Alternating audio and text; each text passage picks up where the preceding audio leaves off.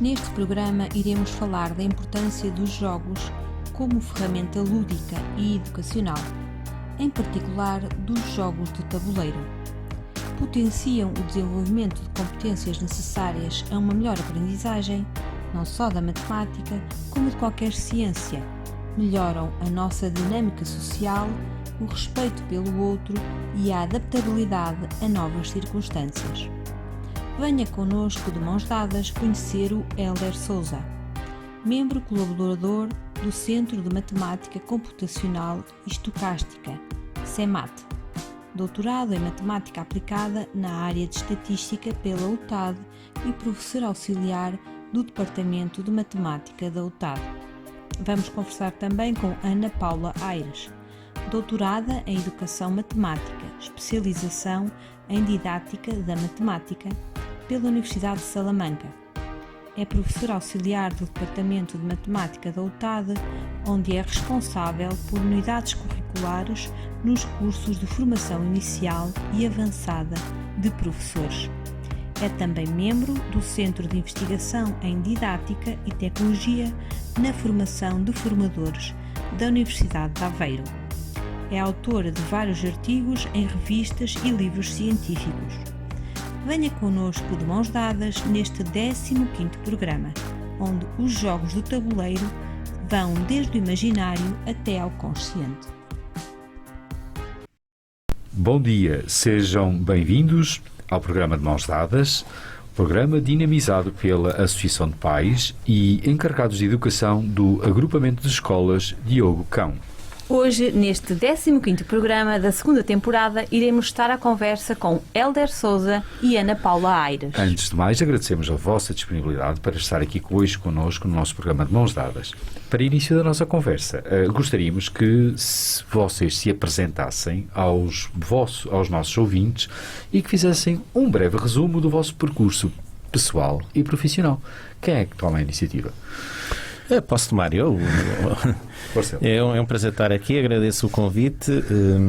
O meu nome é Hélder Sousa, eu dou aulas na UTAD, no Departamento de Matemática, e o assunto que me traz cá hoje são os jogos de tabuleiro, que é uma atividade que eu já comecei em 2015 oficialmente aqui em Vila Real, mas tem crescido antes dessa altura, não é? Com o crescimento dos filhos e jogar com os filhos, etc. Bom dia. Antes de mais, muito obrigada pelo convite. É um prazer estar aqui convosco. Antes de mais, porque também já tive filhas na escola de Ocão e, portanto, é sempre um prazer.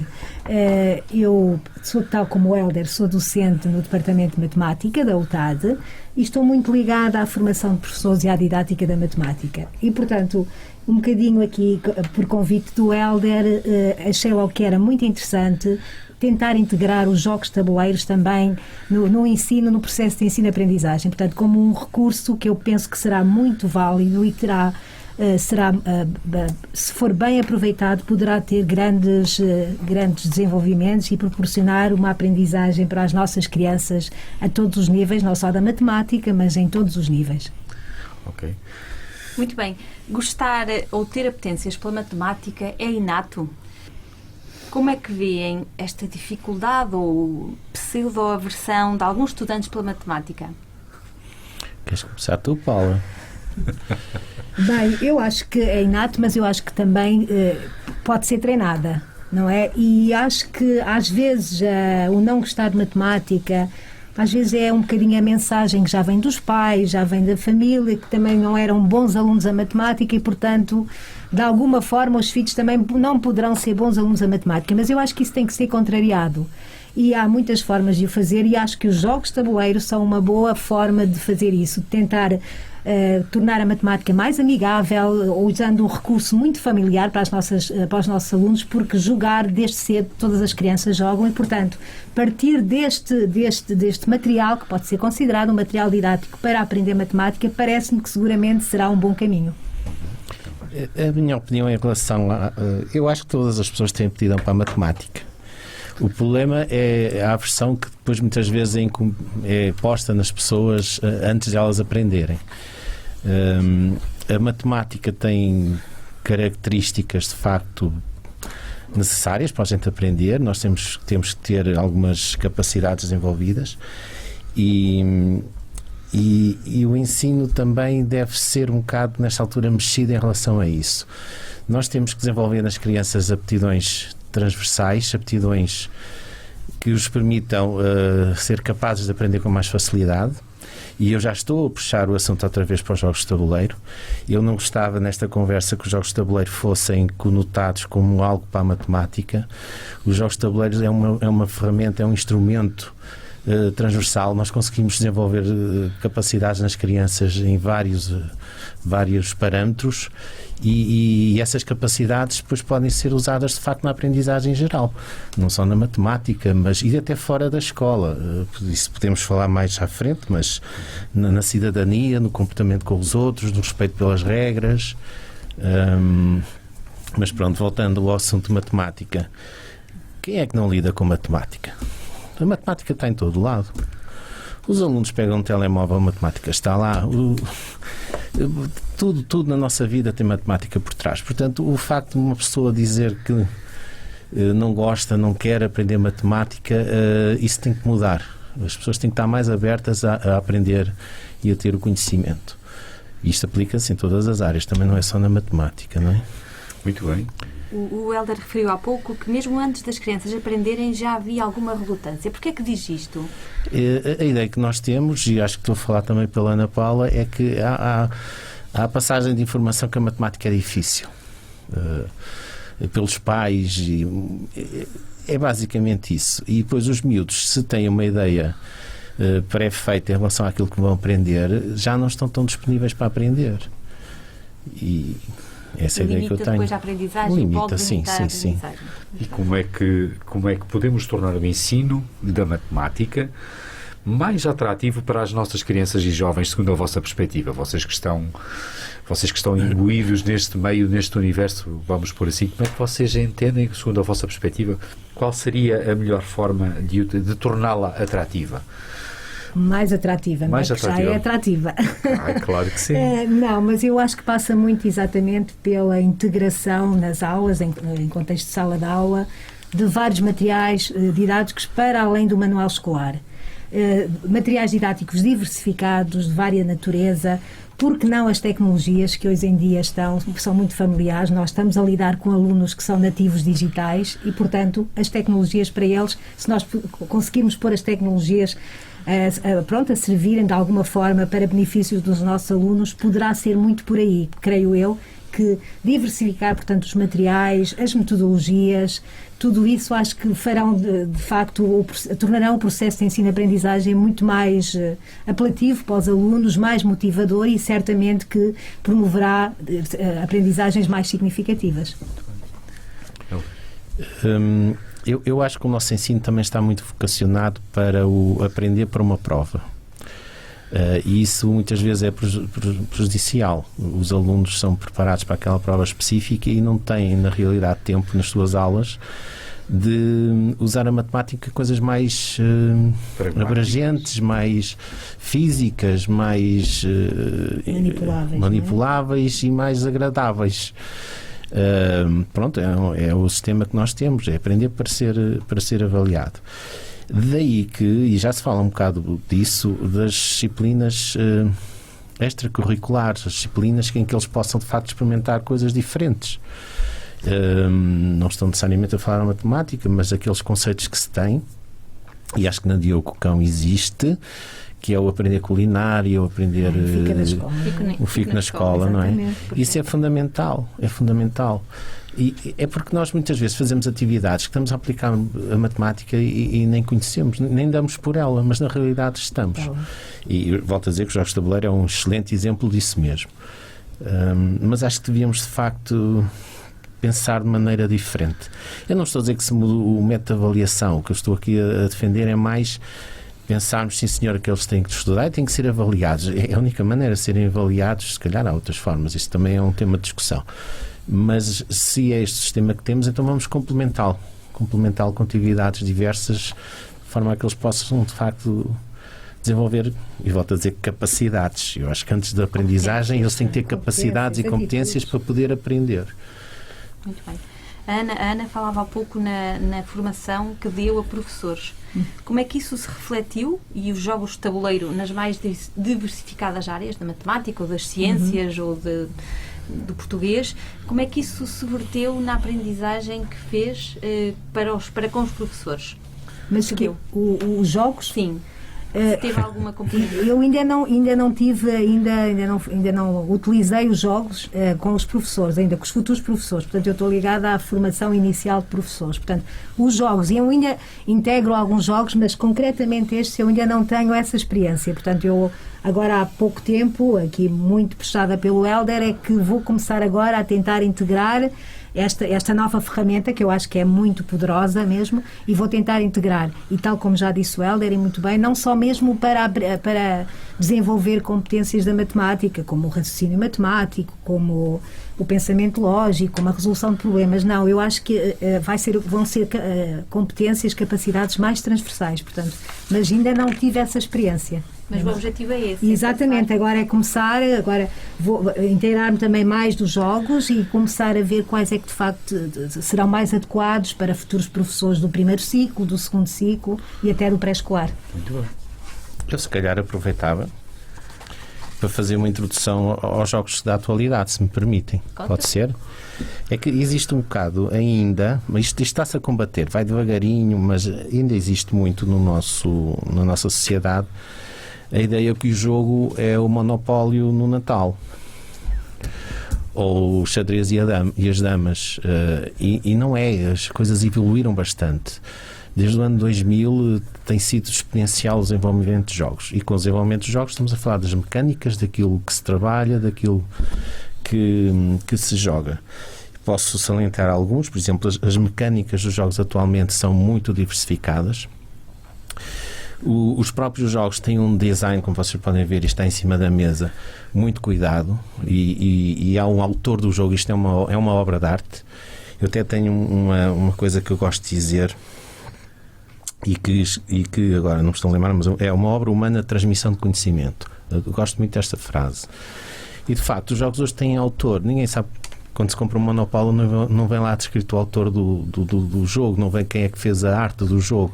E todos estes jogos que temos aqui em cima da mesa têm essa descrição. Portanto, é uma coisa pensada, é uma coisa bonita, é uma coisa que dá vontade de mexer, de tocar, etc. Depois temos...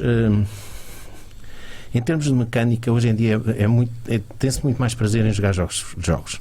E eu vou voltar, não é que eu gosto de falar de Monopólio, mas é sempre a nossa referência no nosso grupo de jogadores, porque de facto nós não damos muita importância a esse jogo, mas ele é um ponto de partida.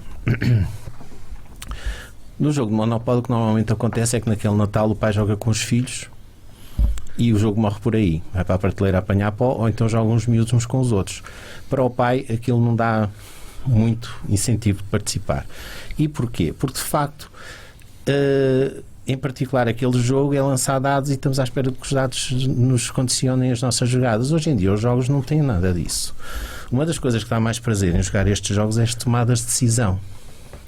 Nós estamos constantemente a ter determinados objetivos, temos que cumprir, temos determinados recursos e com esses recursos temos que trabalhar para chegar àqueles objetivos. E este desenrolar, jogada após jogada, de nós termos que arranjar forma de facto cumprir os objetivos que queremos, e esses objetivos são graduais, não é um objetivo assim que nós tínhamos que fazer e trabalhar muito para ele, vamos conquistando objetivos gradualmente, é que dá o prazer também ao adulto de jogar. E vou já aproveitar, antes que me esqueça, destes 7 anos que eu ando a fazer encontros de jogos de tabuleiro com a sociedade, com a cidade de Vila Real, com quem queira que apareça, uma das coisas que eu vejo que os miúdos gostam mais é de jogar com os pais. Eu estou sempre a alertar aos pais, não me deixem aqui um miúdo no encontro, vocês ficam aqui e jogam com ele, porque isso é das coisas mais fantásticas que se vê. Eu uma vez cheguei a jogar com uma família que era o filho, o pai e a avó, e é espetacular, não é indescritível. Depois, O jogo tem várias particularidades. Por exemplo, nós quando jogamos estamos a testar, estamos a experimentar coisas e se falharmos não perdemos nada de essencial, não é? Mas estamos a adquirir as tais capacidades. Eu hoje não consegui resolver bem este jogo, mas amanhã vou conseguir fazer melhor. Portanto, é um desafio constante. E depois, uma coisa importante e que vocês podem ver com os jogos que temos aqui em cima, os jogos hoje em dia são cultura. Nós não conseguimos, são raros os jogos que a gente joga e não adquire alguma cultura. Eu tive o cuidado de trazer aqui alguns portugueses, que é mais ou menos este monte que aqui está. Este é um muito recente, que é do Fernando Pessoa. Só para dizer aos nossos ouvintes um pequeno apontamento. Sim. O Hélder está a mostrar os jogos de tabuleiro neste momento em direto.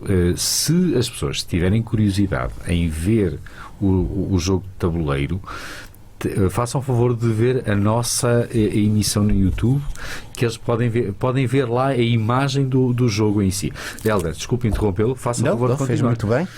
Pronto, a gente olha para este jogo e logo, não é? Ele é bonito, mas não é isso que eu agora queria referir. Por exemplo, este jogo é do Fernando Pessoa. Neste jogo nós estamos a tentar construir um poema, e o jogo tem os poemas do Fernando Pessoa. A construção do poema é com as cartas que nós vamos colecionando e vamos conseguindo obter jogando do tabuleiro. E tem uma particularidade que eu gosto imenso, é que é um jogo para 4 jogadores, cada um joga com um heterónimo de Fernando Pessoa. Logo aqui já estamos a receber cultura. Há aqui os 4 heterónimos mais conhecidos dele, com os quais nós jogamos, e depois a própria mecânica em si é muito engraçada, porque nós, para fazermos as ações nos tabuleiros, podemos ir lá aos locais com o nosso heterónimo, que é o que representa o nosso jogador, mas também podemos jogar com o Fernando Pessoa, que também tem a sua pecinha no jogo. No entanto, 2 heterónimos não podem estar na mesma casa. E na realidade isso é um bocado assim.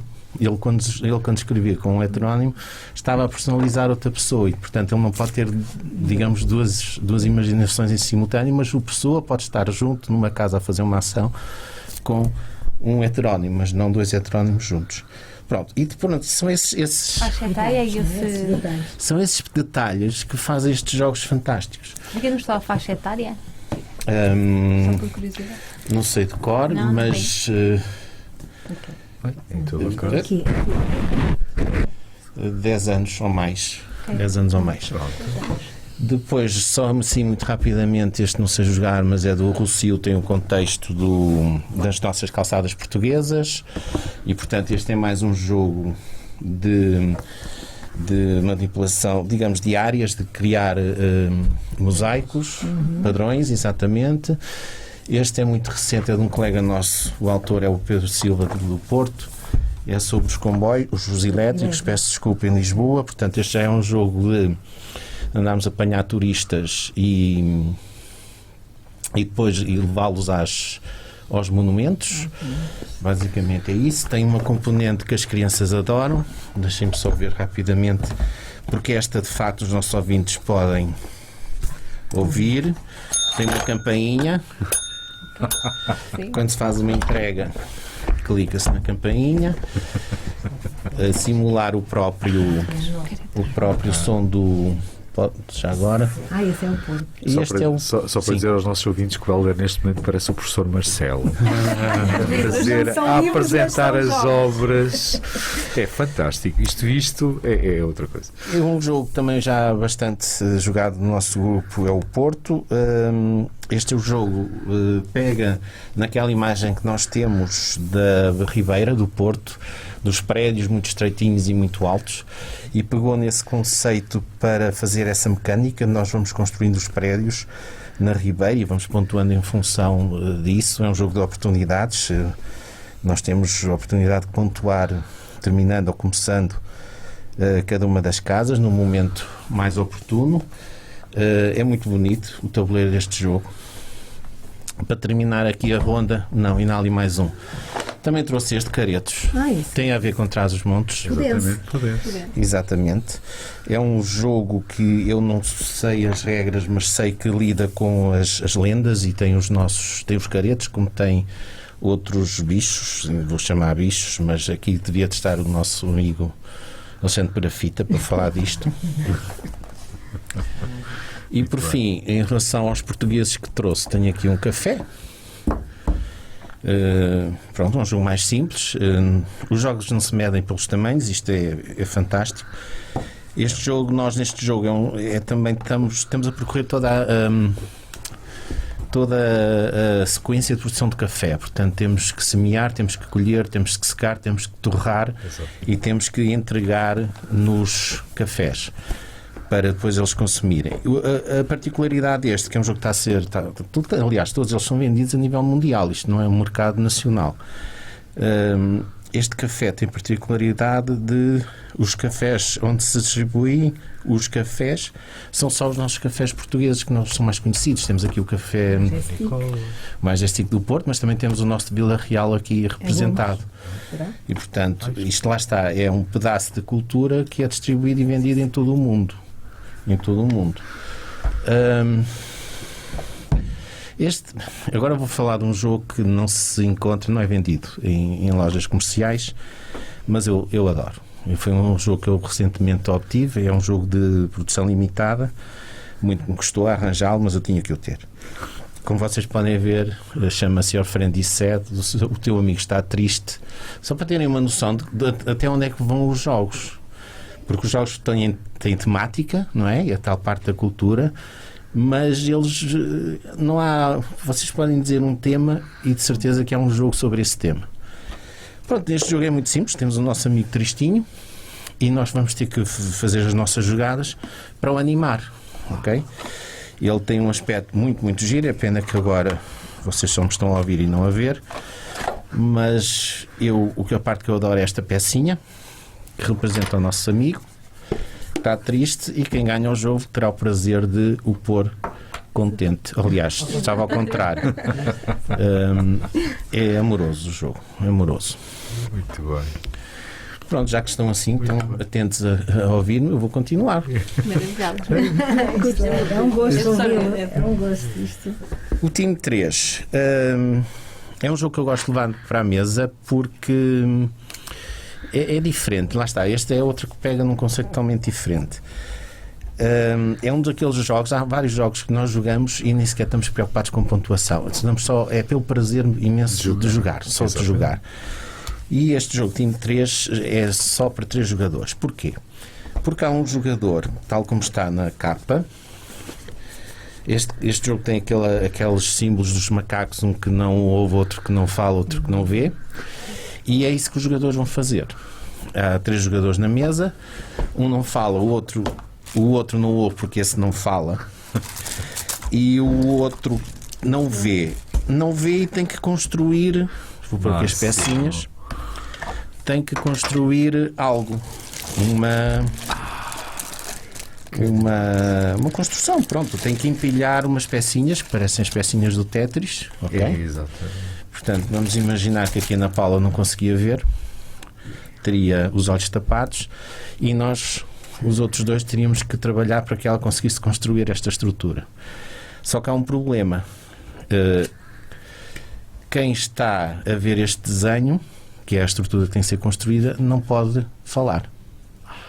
E tem que comunicar ao que fala como é que quer colocar as peças para o que não vê pôr.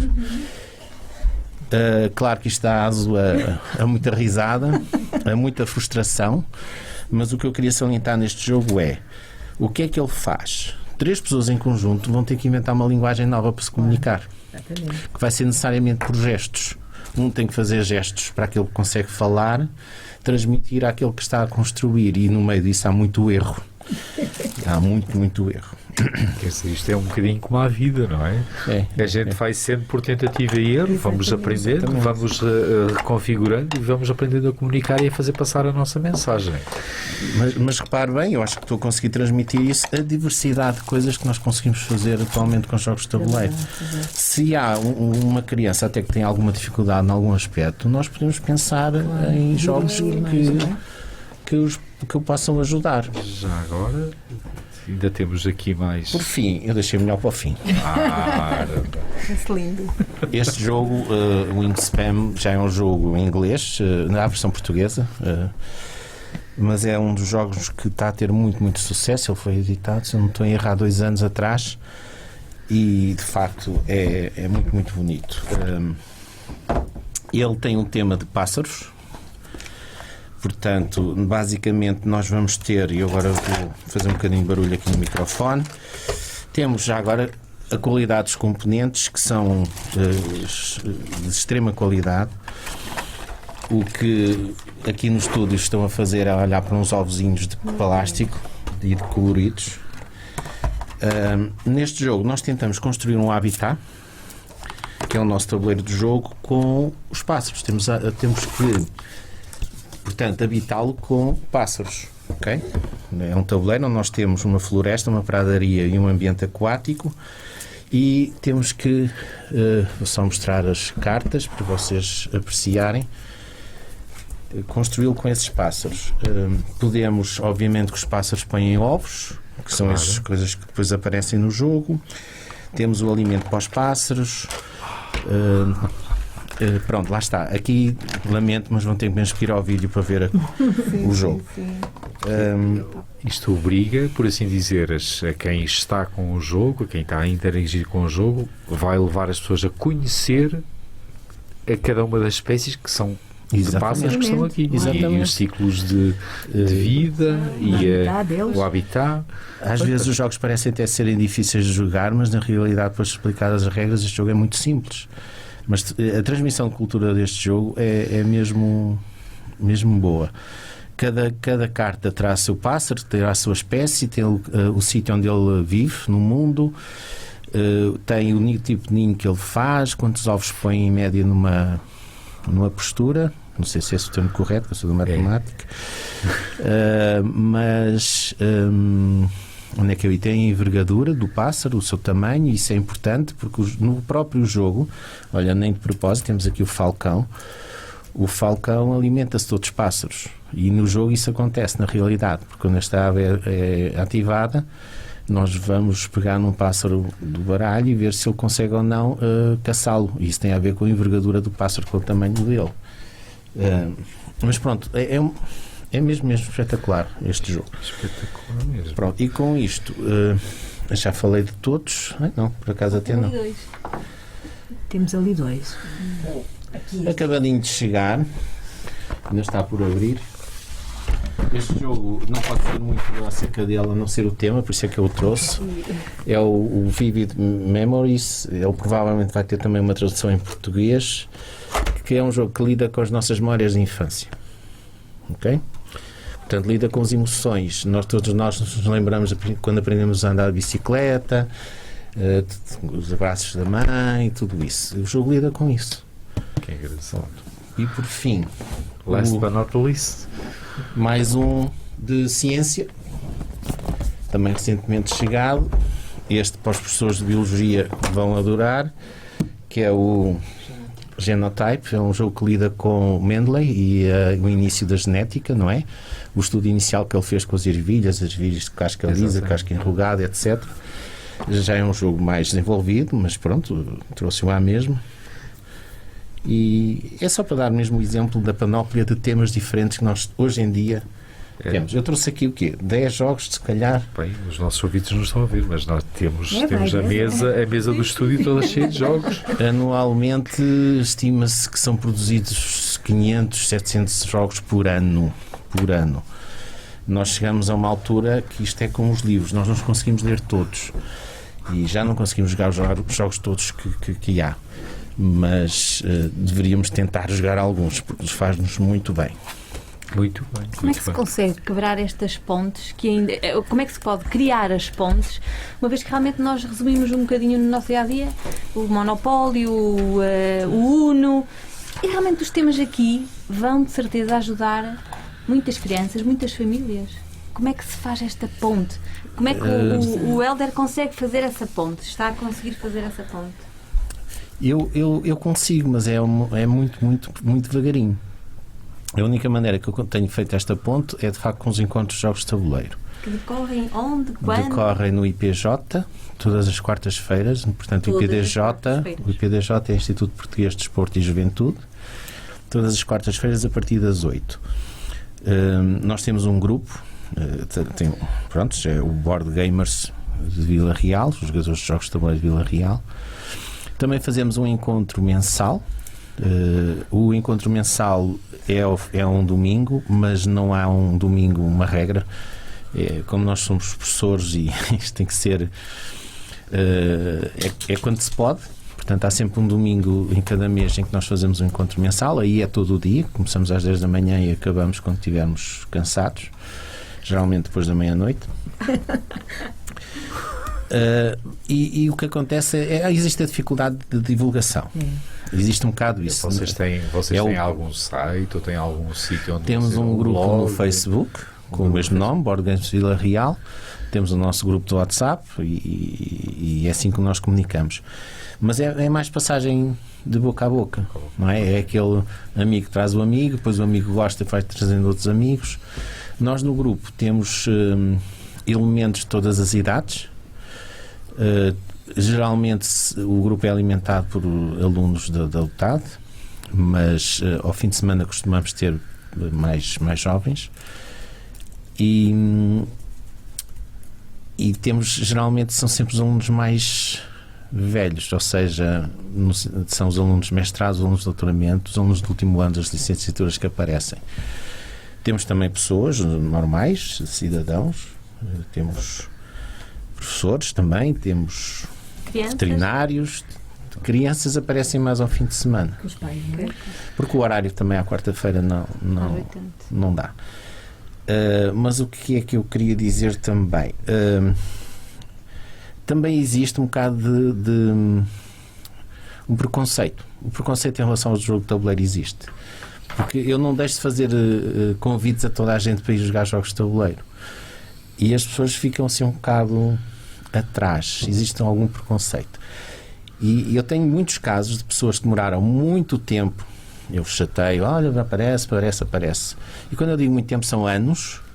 E depois, quando se decidem a aparecer, ficam fãs e dão todas as oportunidades, eles estão lá.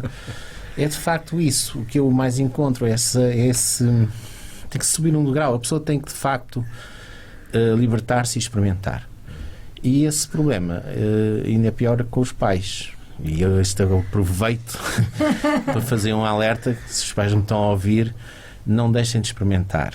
Não tenham receio, isto é divertido, é bom, faz bem às crianças, faz bem aos pais, e os pais têm que vir abertos e jogar com as crianças, e jogar com outras pessoas, porque vão ver, isto tem que se pôr a mão na massa para perceber o que eu estou a tentar transmitir. Vem a questão a seguir aqui, e para os dois também, e a Ana Paula, de onde é que vem este gosto, e para si também, como é que vem este gosto pelos jogos de tabuleiro? De onde é que lhe veio esse gosto a cada um de vós? Foi transmitido por mim, foi não é? Transmitido e fizemos, já foi que há, não sei, 3 ou 4 anos. Antes da pandemia, sim. Exatamente. A pandemia não ajudou nada. Uma atividade inserida na Universidade Júnior, exatamente, que fiz juntamente com o Hélder e com outra colega, também do Departamento de Matemática, fizemos exatamente um workshop sobre jogos de tabuleiro. E foi aí que eu comecei a ganhar este gosto. E de facto, vocês já viram, é completamente impossível ficar indiferente a esta emoção, a esta que o Hélder tem pelos jogos de tabuleiro, não é? E portanto é um bocadinho esta transmissão, este contágio que eu sinceramente ainda não estou completamente como ele. Não estou de todo, não. Mas pronto, acho mesmo que vale a pena, sem dúvida. E queria ter mais tempo para me inteirar de mais jogos e jogar mais, mas não tenho conseguido. Mas agora, certamente, temos aí uns projetos também já alinhados, sim, vamos ver se os conseguimos concretizar. Temos também já estudantes de doutoramento que também já querem investir nesta área, fazer até uma possível tese nesta área. Portanto, já temos aí uma série de projetos que nos vão certamente ligar aos jogos de tabuleiro. Há algum projeto já pensado para Diogo Cão, para a escola? Sim, nós já... Pronto, antes de responder à pergunta, há uma evidência de quem lida com isto todos os dias, posso dizer que todos os dias não há um jogo de tabuleiro que eu não pense ou que eu não jogue. Mas da prática que eu tenho dos encontros de tabuleiro, aquilo que eu disse de desenvolver capacidades, etc., isso nós vemos a acontecer.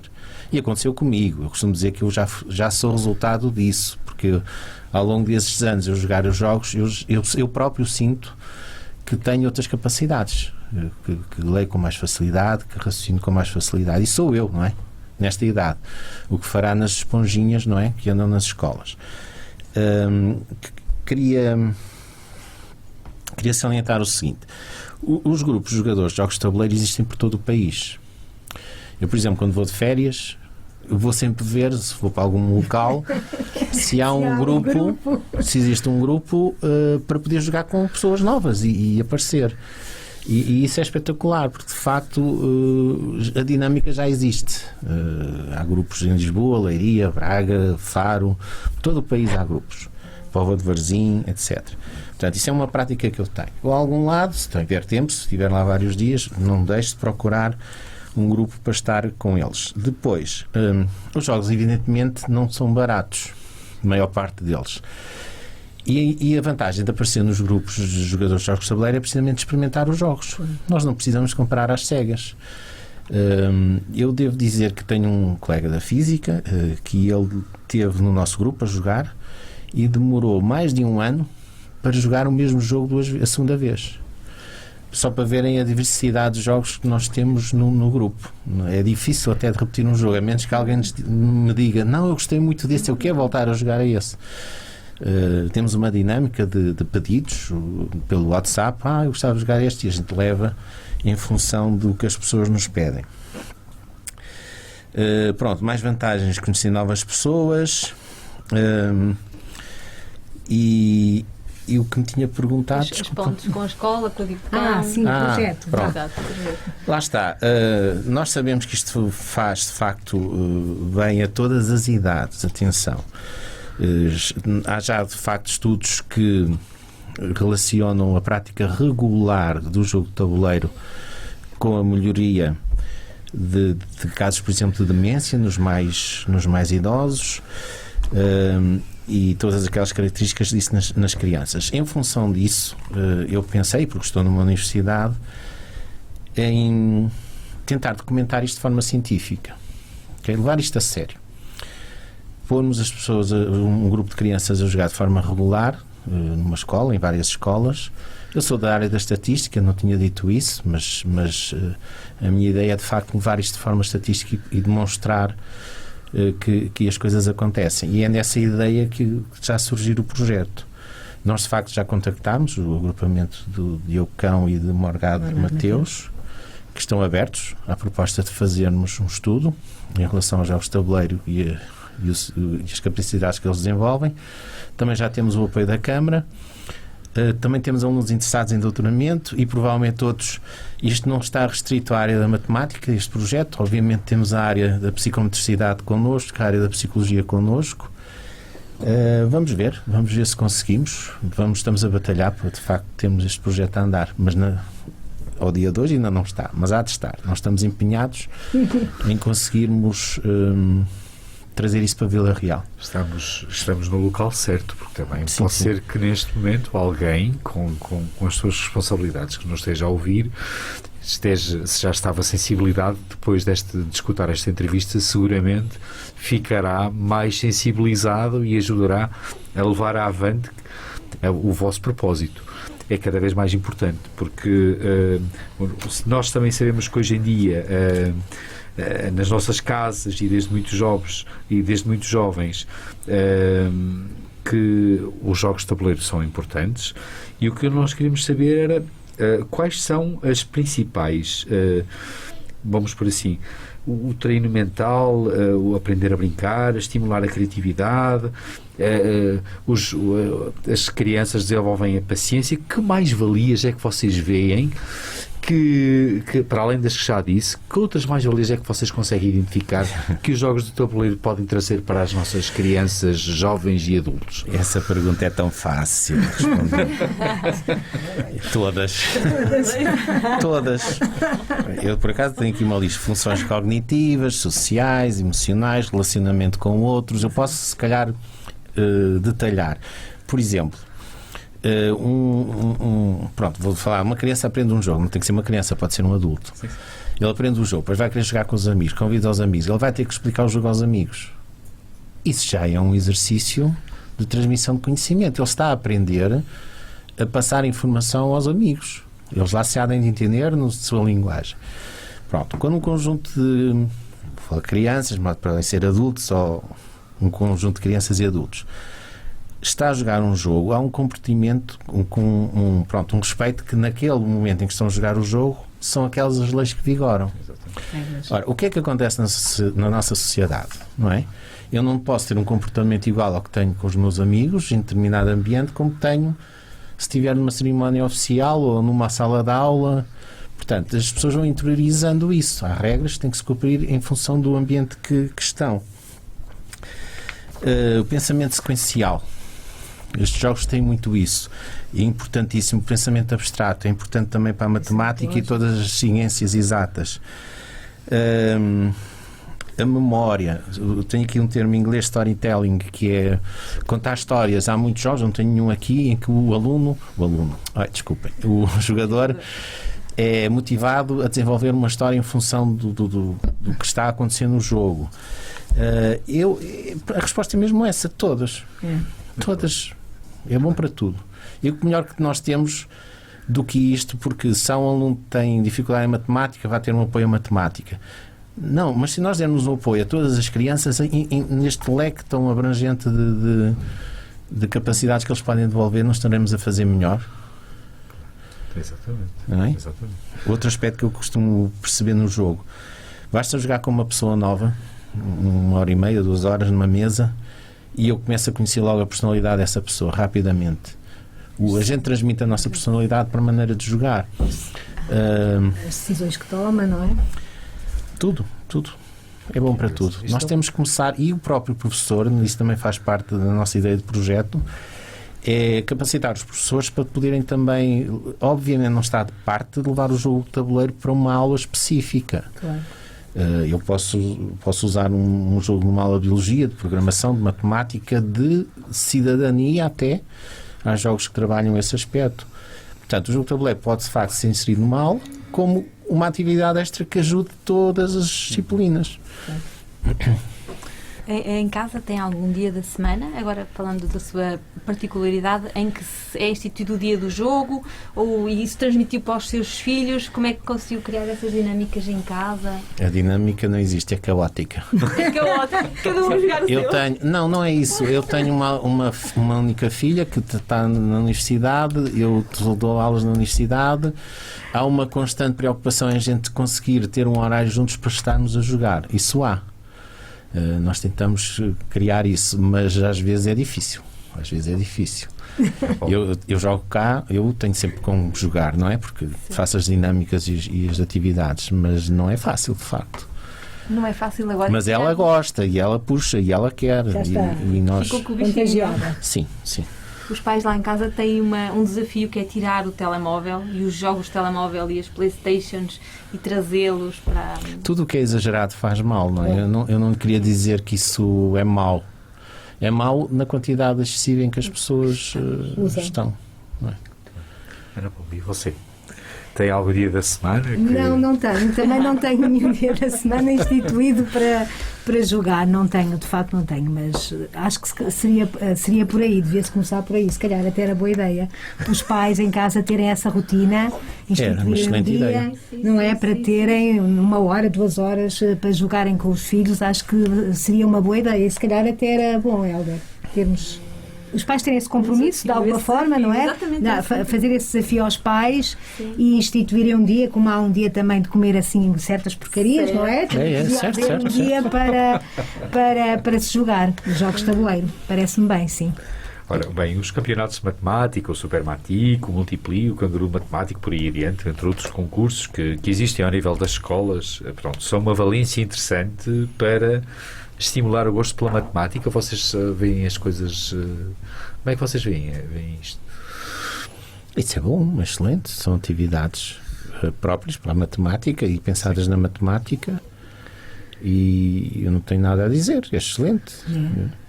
Nós também tínhamos aqui o Matutade, não é? Depois com a pandemia deixamos de fazer, mas também era de facto um jogo, um campeonato a nível de escolas, desde o terceiro ciclo, creio, não, havia segundo ciclo ainda, até ao secundário, e era muito bom, os alunos gostavam muito. Durante o ano eles tinham vários treinos, nós disponibilizávamos uma série de questões, um banco de questões que eles podiam treinar, e depois fazíamos o campeonato final na UTAD, e tínhamos sempre muitas escolas, até aqui, não só de Vila Real, dos arredores, que vinham e que gostavam muito. Já era uma dinâmica que estava, de alguma forma, fazia parte do relatório de atividades das escolas, e depois com a pandemia, pronto, deixamos de ter esse... E será que este ano vai ser o ano? Este ano não vamos ter ainda não está nada ainda. Mas se calhar temos que recuperar essa ideia, porque de facto... O ano letivo começa em outubro. Pois, mas nós fazíamos sempre por esta altura, não era? Março, abril? Era maio, sim. Era por aí, mas este ano não vai haver ainda, mas acho que é uma ideia que temos que recuperar, sem dúvida. Sim, queríamos ir agora para finalizar, porque de facto o tempo voou, que nos deixassem a indicação, se for possível, de um jogo por faixa etária. Vamos dizer assim, pré-escolar, primeiro ciclo, segundo ciclo, ou então um jogo que gostem mais de jogar ou que possam propor para... Exatamente. Eu vou deixar esta tarefa aqui ao Helder, já percebe. Há bocado fez uma pergunta fácil, agora fez uma pergunta muito difícil. Porque gosta deles todos, não é? Pronto, eu vou confessar, eu tenho centenas de jogos, é muito difícil eleger. Há poucos jogos para as faixas etárias mais pequeninas, dos 4 aos 7 anos. Quer dizer, eu não sei se há poucos, eu tenho poucos, porque não costumo lidar com esse tipo de idades. A partir dos 7 ou 8 já começa a haver bastante coisa, a partir do 10 também, a partir dos 14, então, tudo lá. Posso, se calhar, e não vou responder diretamente à sua pergunta, mas vou aproveitar para dizer uma coisa que não tinha dito ainda, que é, há jogos que eu gosto muito e há autores que eu gosto muito. Isto é como os livros, volto a dizer. Nós temos... E como os vinhos. E precisamente acertou o jogo Vinhos do nosso designer, o Vital Lacerda, que é mundialmente conhecido. É um dos jogos que no grupo há muitos elementos que gostam de jogar. E ele, como autor, é muito conhecido mesmo. Existe um site na internet que tem a catalogação de todos os jogos que existem, e já são centenas de milhares. O nosso Vital Lacerda, que eu às vezes até digo que é o nosso Ronaldo dos jogos de tabuleiro, a última vez que eu vi tinha 3 jogos no top 100 dos melhores jogos, classificados como os melhores jogos. E eu tenho muito apreço pelo esse nosso português. Muito bem, olha. E ele faz jogos como o Vinhos, que tem, por exemplo, o mapa de Portugal no tabuleiro, e nós andamos a construir vinhas e a colher o vinho e a ir a uma feira de vinho, fazer um concurso do melhor vinho, cada um leva o seu melhor vinho para lá. E este jogo, de facto, percorre o mundo, não é? E as pessoas estão com o mapa de Portugal em cima da mesa em todo o mundo a jogar o nosso jogo sobre vinhos. Os vinhos têm todas as suas particularidadezinhas, tal como existem. O vinho do Porto, o vinho branco, tem a particularidade de não se poder construir caves porque não é um vinho para amadurecer. Todos esses pormenores estão lá. Depois tem outro jogo, posso referir também o Lisboa, que retrata o terremoto de Lisboa de 1755 e a reconstrução da cidade. Todos do mesmo. Mas não é só o Vital Lacerda, há outros autores, e eles estão aqui em cima da mesa. O Orlando Sá tem feito jogos, que é este Pessoa, fantásticos. Nós damos cartas aí também. Ora, muito bem, eu tenho que vos agradecer o facto de terem estado aqui. Olhem, o tempo voou. Sem dúvida. Eu tenho só uma pequenina, que gostava que vocês pudessem deixar uma mensagem aos nossos encarregados, às pessoas que nos estão neste momento a ouvir. Que mensagem é que vocês poderiam deixar? Rapidamente, assim em 30 segundos. Uma mensagem para os nossos ouvintes. Tenham vontade. Que esta entrevista de alguma forma tenha servido para sensibilizar os pais, as pessoas em geral, da importância dos jogos de tabuleiro, e que sempre que possam, e que forem criadas essas oportunidades, que joguem em família, levem os filhos aos encontros de jogos de tabuleiro, e se concretizar o nosso projeto, levar portanto os jogos de tabuleiro às escolas, que incentivem os filhos a que pelo menos vão a essas atividades. Eu alerto os pais para de facto jogarem mais jogos de tabuleiro, virem aos nossos encontros, que só fazem bem, e sempre que tiverem a oportunidade de jogar, joguem com os filhos. Eu volto a salientar isso. É muito importante para os vossos filhos estarem a jogar com os pais. Isso reforça, não é, as relações, e depois eles estão sempre a aprender, e os pais também podem aprender. Volto a dizer que os jogos de tabuleiro atualmente são fáceis de jogar para toda a gente. Todas as idades. Muito bem. E tivemos hoje no programa de Mãos Dadas Hélder Sousa e Ana Paula Aires, docentes do Departamento de Matemática da UTAD e dinamizadores dos encontros mensais de jogos de tabuleiro em Vila Real. Nesta entrevista falamos como os jogos de tabuleiro desenvolvem e estimulam diversas habilidades e competências na infância, na juventude e até na idade adulta. Como possuem um caráter lúdico e divertido, ajudam no desenvolvimento cognitivo e emocional. Por isso, com o seu incentivo e estímulo é fundamental para que as crianças e jovens desenvolvam competências que são essenciais ao longo de todas as fases da sua vida, como a ampliação de memória e de raciocínio lógico. Cumpre-nos, como pais e encarregados de educação, descobrir as melhores formas de estimular as crianças e jovens a descobrirem este mundo deslumbrante. Ora bem, acompanhe os nossos programas na Universidade FM e venha de mãos dadas ouvir, partilhar e assim também contribuir para a melhoria da educação. Recorde-se, as crianças e jovens de hoje são os adultos de amanhã. Contamos com a sua presença para, de mãos dadas, construirmos um mundo melhor.